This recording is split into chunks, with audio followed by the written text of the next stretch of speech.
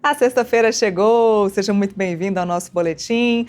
Muito boa tarde. Vamos abrir o boletim fazendo aí um resumão do Congresso Nacional nessa semana. Eu não estou sozinha, porque quem está comigo aqui no estúdio do Portal Metrópolis hoje é a Camila Xavier, nossa repórter que está todos os dias lá no Congresso, trazendo as informações para a gente e está aqui para abordar comigo todas as questões que foram discutidas lá nessa semana. Boa tarde, Camila. Boa tarde, Neila. Olha, começamos falando sobre IOF, foi o assunto mais falado e uma surpresa. Aliás, a gente fez essa pergunta para muita gente, Camila. Perguntamos para vários parlamentares se a decisão do presidente da Câmara, Hugo Motta, de fato foi uma surpresa. Para quem não sabe, o presidente da Câmara dos Deputados acabou decidindo por pautar esse assunto, a derrubada dos decretos, à noite, por volta de 11 horas da noite de uma terça-feira. Então, pegou todo mundo de surpresa mesmo na virada da noite, na virada da madrugada, o que deixou o Palácio do Planalto ali indignado. Não deu tempo nem da ministra das Relações Institucionais, Gleisi Hoffmann, poder ali se movimentar. O assunto, de fato, chegou à pauta, foi o primeiro a ser pautado na Câmara no dia seguinte e foi rapidinho aprovado tanto na Câmara quanto no Senado, né, Camila? Pois é, foi um dia longo, inclusive a quarta-feira, porque toda a expectativa estava voltada para essa votação, né, que começou lá na Câmara dos Deputados e em seguida já foi também apreciado no Senado. E como você falou, Neila, o governo foi pego de surpresa com essa decisão. Boa parte dos líderes, dos deputados mais ligados ao governo foram pegos de surpresa também. O líder do governo no Congresso, na Câmara dos Deputados, o José Guimarães, o líder do PT, também na Câmara dos Deputados, Lindeberg Farias, falaram que foi uma surpresa essa decisão de pautar o projeto já na quarta-feira, o anúncio do presidente Hugo Motta no final da noite ali da terça-feira. E eles reclamaram muito disso, reclamaram dessa falta de previsibilidade, mas tinham muitos deputados, muitos líderes com quem eu conversei também na quarta-feira, que falaram que já tinham sido avisados, sim, pelo presidente Hugo Motta, que ficaram sabendo, que sabiam que isso ia acontecer na quarta-feira, que foram consultados, inclusive, pelo presidente da casa sobre essa decisão, sobre a possibilidade de pautar o assunto. Mas, por parte dos mais próximos, né, do governo, eles foram, de fato, ali surpreendidos com essa decisão. A gente tem até um vídeo, eu conversei na quarta-feira com o líder José Guimarães, e ele fala disso, dessa surpresa do governo, do PT, com a decisão do presidente Hugo Motta. Se a gente puder, inclusive, rodar, porque aí a gente vai comentando um pouco do que ele falou para a gente. Nós não fomos comunicados que essa votação aconteceria hoje. O presidente decidiu unilateralmente, o governo não foi comunicado. Então, ele fala, e mais cedo o Lindeberg também tinha falado com a imprensa, fez uma coletiva falando sobre isso. Só que o José Guimarães, nessa mesma conversa, ele reforça, ele tenta falar, né, que isso de fato acontece, que é parte do jogo, que o governo vai continuar dialogando. Muitas pessoas estavam perguntando, né, para o José Guimarães, para outros líderes mais ligados ao governo, se existia uma possibilidade de disso atrapalhar a relação com o governo, né? E ele negou, ele criticou a decisão de derrubar esse decreto do aumento do IOF, mas falou que, por parte do governo, eles vão seguir dialogando, vão seguir negociando. A gente pode até conferir esse outro trechinho do que ele falou pra gente. Quando se tem uma crise, senta depois e se conversa. E todo mundo tem que entrar, aparecer os bombeiros para recompor a relação. É isso. É claro que o governo não está nada satisfeito com essa votação de hoje, mas faz parte.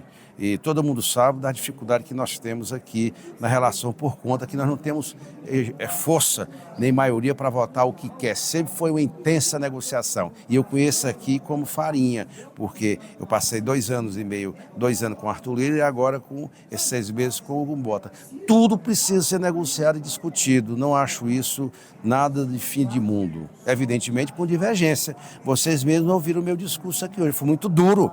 E disse que quem está votando lutando para derrubar o IOF está prestando um desserviço ao Brasil. São os ricos, super ricos, que não querem pagar nada e querem botar a conta do ajuste sempre na cabeça, nos ombros dos mais pobres, que é aqueles que precisam de proteção do Estado. E nessas horas a demagogia e a insensatez é regra naqueles que não estão preocupados com o Brasil e sim preocupados com quanto pior, melhor. Então, ele falou isso aí, Neila.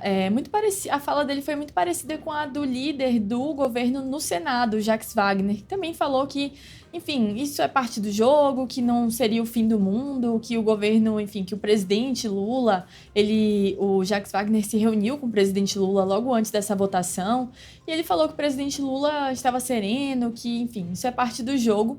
Eu vou pedir daqui a pouquinho para a gente comentar isso, mas basicamente o governo tem falado isso, que não essa votação, que isso que aconteceu não estragaria a relação do governo com o Congresso.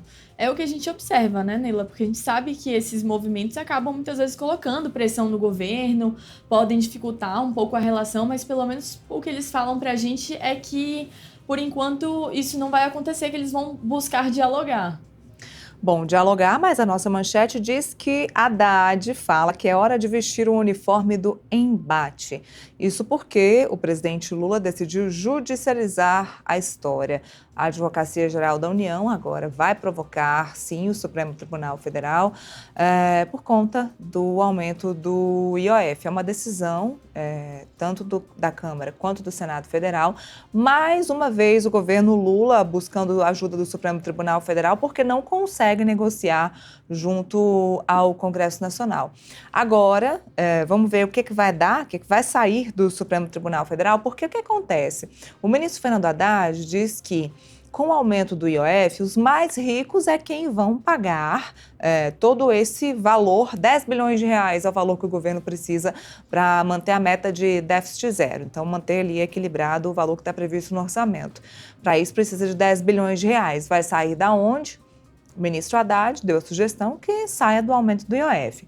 O presidente da Câmara, Hugo Mota, foi o primeiro a se manifestar e dizer que não iria aceitar mais aumento de impostos, e ele foi seguido pelos demais parlamentares, tanto da Câmara quanto do Senado Federal. O que acontece, e que é a verdade que a gente sabe, é que existe um lobby muito grande do agronegócio e dos negócios em geral que reclamam muito do valor que é cobrado no Brasil na questão impostos. O fator Brasil, ele aumenta muito o valor da negociação, o valor daquele negócio.